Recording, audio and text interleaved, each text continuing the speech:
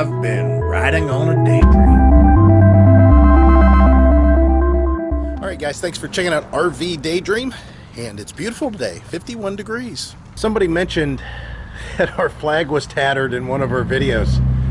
We buy the Made in USA 4x6 flag every year from Lowe's, and they last as long as they last. Now, of course, we fly them pretty much year round. You're supposed to bring them in when it's inclement weather and light it up at night, but you know, I just want it to be flown. We buy them regularly. They just, you know, fail after a certain period of time, and it's not a cheap flag that we buy. We actually have probably 6 flags laying around here that need to go and be disposed of correctly, because you're supposed to drop them off like at a VFW or something and have them dispose of them. I believe it's a burning thing that they do. So I'm going to go ahead and start working. I'm going to grab my pressure washer, wheel it into the garage here. I've got to clean off this table. This is a disaster. I have no idea how I got so cruddy. Here's the pump here. Not a big deal. These are pretty easy to do. I've done at least 400 of them, and that's not exaggerating. We had quite a few returns one year for a defective pump, and anyways. But yeah, I've got to get my tools kind of out of the way and somewhere else. Maybe I'll use the rolling toolbox here, and then I'll just put this toolbox back up on top of the snap-on box. But clean this up, straighten it up, and get a little bit more of a idea of what it should look like in here, because this is stupid. Let me do that work on the pressure washer, and maybe I'll check in a little bit later, but I just want to touch base with you guys and let you see that Ohio is pretty decent. Now, as far as mowing the lawn, that kind of sucks. I don't know what I'm going to do there, so we'll figure that out at a later time.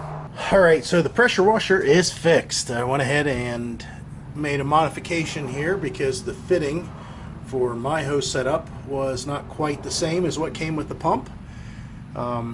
But yeah, it works really well. So it's nice that we have another pressure washer, and it only cost $110 for me to make this thing work again. But as far as today, I'm through. We'll go ahead and tack this on for the next video, and let's see what we got in store for you the next day. Heidi's with us today, and it's a beautiful day. It's going to be possibly 70 today, even though they didn't really call for 70. And we're going to attempt this awning. When I left you guys yesterday, I gave you a few thoughts on that, but today's the day, so let's go out, right? Yep. Awning needs to be rolled out. I got my solar panel kind of kicked on here and charging that battery, but we're definitely going to be able to lower this thing, and I'm going to show you guys the easy way to do it, the easiest way I can think of. So you can see with the awning out, there's only a few things stopping this material from coming off, and that's this end cap right here. So what am I getting at? Well, if you modify this end cap, you can remove this material, because if you look here, this part, the valance slot, will allow this valance to slide out. So what this is going to entail is you having a drill with a drill bit that's about this size right here, which I'll tell you what that is whenever I get closer to time, and also some thing to slot this cap, whether it be a Dremel tool, a grinder, a cutoff tool, a saw. You could actually use a hacksaw if you want to try to do it that way, but you're going to cut a slot in the cap. Before we do that, the integrity of this cap cannot be manipulated to where it's weakened. So we're going to drill and put in a couple more rivets to help support this cap from the modification that we're going to do. Alright guys, so I've already went ahead and installed rivets. I drilled a hole here, put a rivet in. I drilled a hole here and put a rivet in. Make sure you get long rivets. I'll show you what they look like. These are aluminum, and they're 3/16, and this is a 1/2 inch. As far as the part that snugs down the metal, you can see how big this is. It's not a small rivet. I mean, it's got some length to it. So you definitely want to get something that's long. And then I went ahead and drilled this out, or I should say used my cutoff wheel and opened this up to be slightly bigger than the tube that's in there already. Of course, I'll file all this down and make it real nice and smooth because the new awning is going to be sliding in and out of this. Now, the only thing I have to do at this point is duplicate a hole like this one right here, right in this area here. This isn't perfect, but it's going to get the job done. I smoothed this out quite a bit. We're still going to put tape on this, electrical tape, in each direction to help the transition when this is sliding on and off. You don't want to tear your new one. Now what we'll do is, again, extend this, support it all up, and we'll show you what that looks like. There's a couple of retaining screws that were up top here that hold this from sliding, you know, out whenever you don't want it to. One on this end here, and then one down on the other end. Of course, this was pinched a little bit, so I went ahead and opened it up slightly, and that seemed to work. Now, as far as our support of the awning, you want to take and remove just by unscrewing and sliding it out. This arm here, and then this arm, you can see this is the bracket that was screwed up top into the roof, basically, one of the roof supports. So 3/8 bolts in my case. I took that out. Yours might be different. And then that arm's free and out of the way. Now, we supported this with just a, I don't know, one of these dollies. We got a Harbor Freight. We use it for all kinds of crap. But right now it's supporting the arm from going up and down. And we took some slack out of the awning by just letting it droop a little bit. And by loosening that screw down there for that support arm, you know, this support arm that we removed over there. Not a big deal. Now everything's loose and it's all wanting to move. The hardest part at this point is going to be sliding this off and supporting this whole system from not wanting to move back and forth this way. So as we pull the awning, we have to support this dolly from moving. All right, so she's going to make the perfect cut without scratching or damaging anything. I'm just kidding. She's just going to cut it off so we can do this the easy way. Goodbye. Voila. Yeah, Heidi freaked out. So now what that means is we can take this part off separately from this part here. So we'll do that. Heidi's scared to death. Heidi's scared. Whoa, my God, there's a fly. A fly could land on it. The wind is blowing on it. Hey, we've been caught in some wind. I know we have. It ain't a big deal. Camper cover, a tarp. Yeah. All right, we'll go ahead and set you guys up. Let's see what happens here.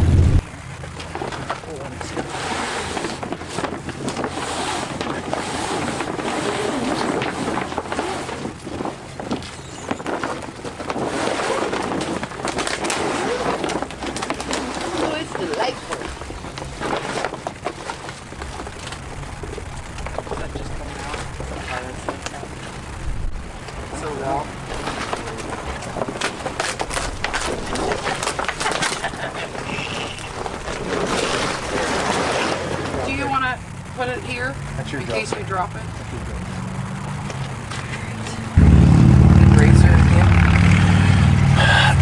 Now on our awning, and yours too, if you have this valance that's attached to the seam in two places on the awning, you won't be able to do the way we just did this. You'll have to take that end cap off.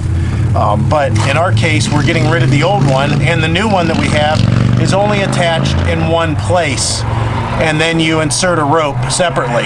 So I'm going to tell you that all you have to do is order the exact same one we got, or one that has one seam and then a separate type valance possibly, and it'll work.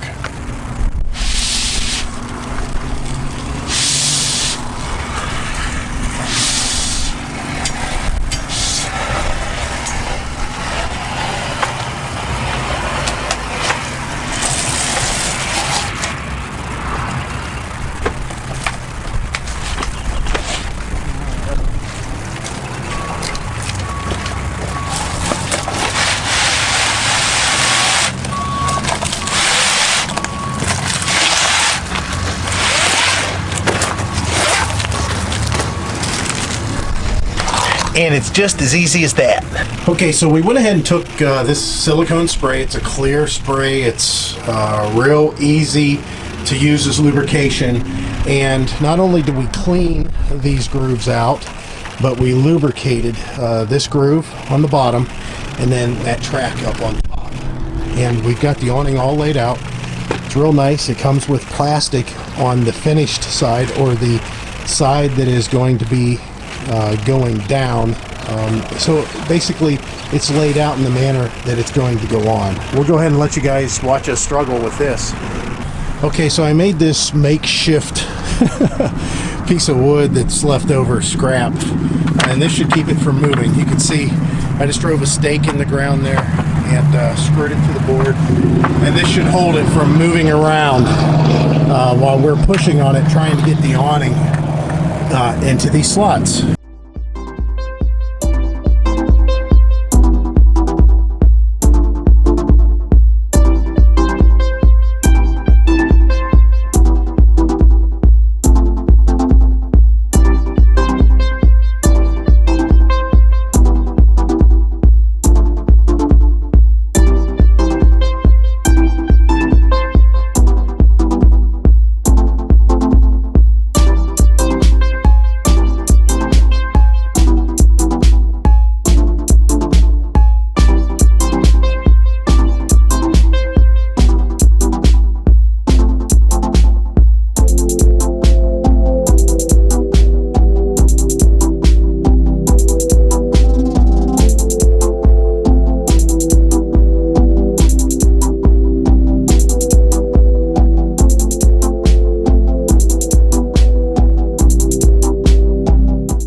Alright, so what we're finding is that it's best for one person to work the seam where it's entering into the tracks on the bottom and the top, and then have another person alternate and pull the top and then the bottom. So the top first until it doesn't want to go any further, then the bottom until it doesn't want to go any further, and just go back and forth until everything's in place. Now, of course, you just got to make sure that you're not going to tear the awning as it enters the tracks. So that's the importance of that person on this end, guiding it in, making sure it don't get bound up, and then the person that's doing the tugging, like Heidi.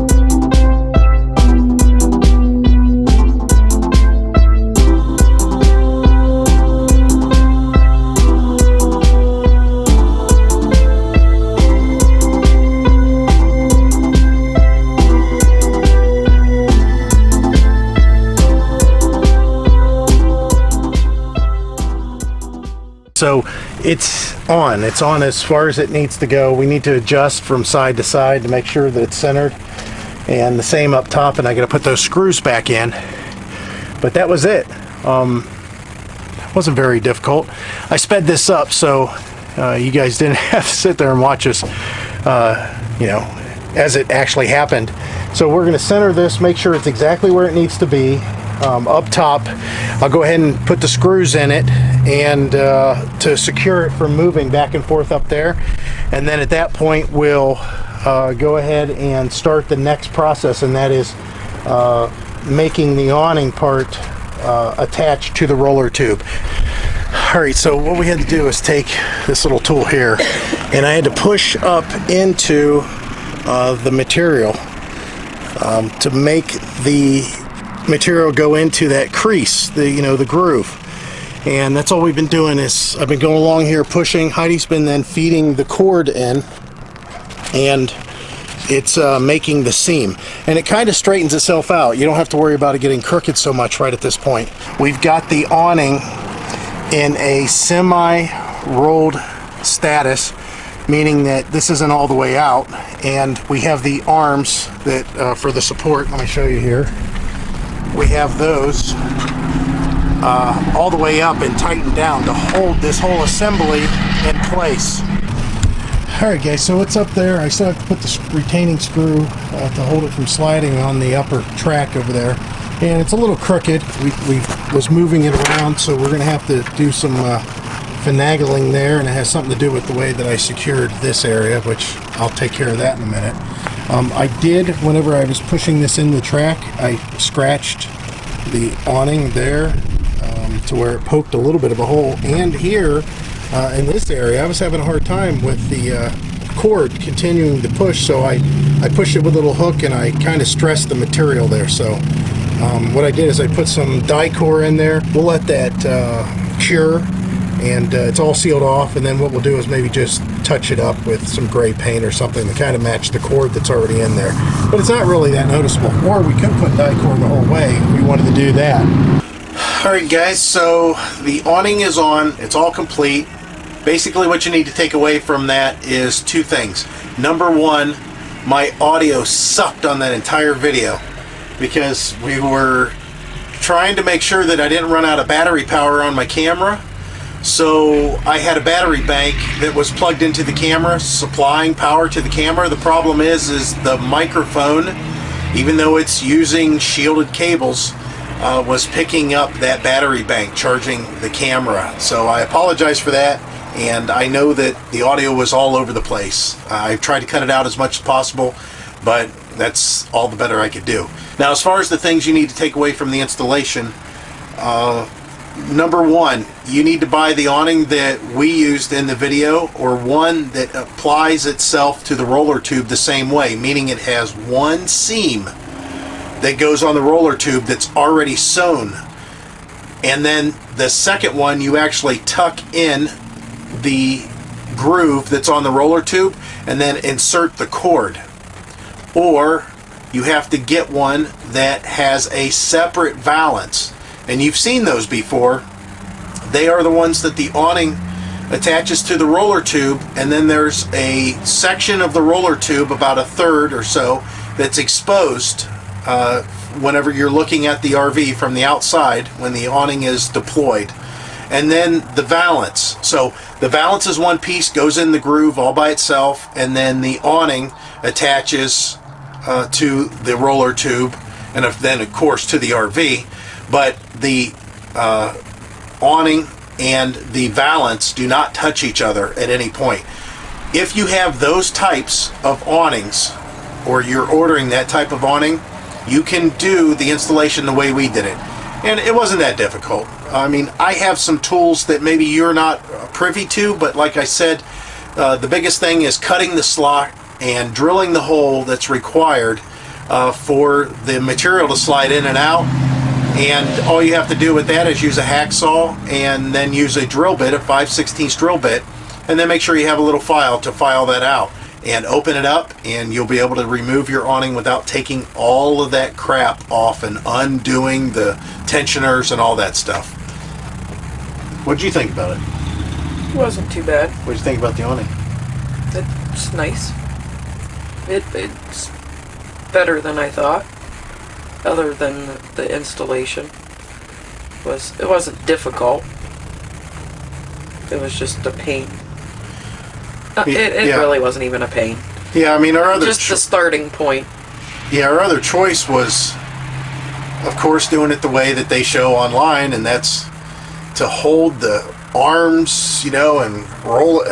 It's just too much manipulation of too much area and material at once. So the link's down below for the awning that we used.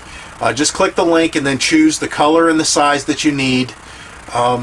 It may come up with some sort of suggestions. It may ask you, but it's called a Sunwave. That's the brand. It is made in China, and I don't know, the quality's okay. This one here, it's new. Regardless of how it's built or anything like that, it's new. So that's it. That was the installation video, and I hope that this helped you out one way or the other. and I know a lot of you are excited to see it. So I had to cut it down because that audio was so horrible in some sections, but I think you can get the overall gist of what happened there. So that's it, and as always, we hope to see you out there. Bye. Bye.